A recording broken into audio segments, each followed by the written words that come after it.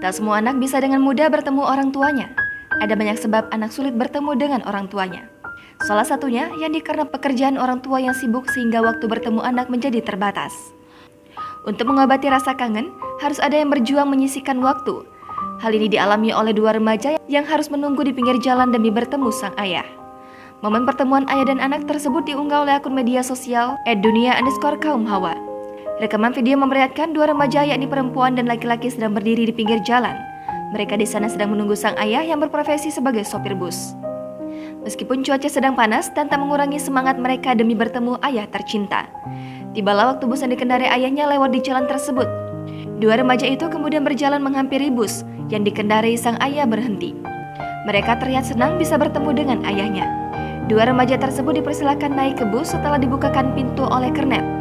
Mereka satu persatu mencium tangan ayahnya yang sedang duduk di bangku pengemudi. Dua remaja ini yang datang langsung mencium tangan sang ayah tampak santun sekali. Mereka begitu menghormati sang ayah tercinta. Ayahnya pun terlihat bahagia bisa bertemu dengan putra-putrinya. Pertemuan dua remaja itu dengan sang ayah hanya sebentar karena ayahnya harus lanjut bekerja mengantarkan penumpang bus ke tujuan.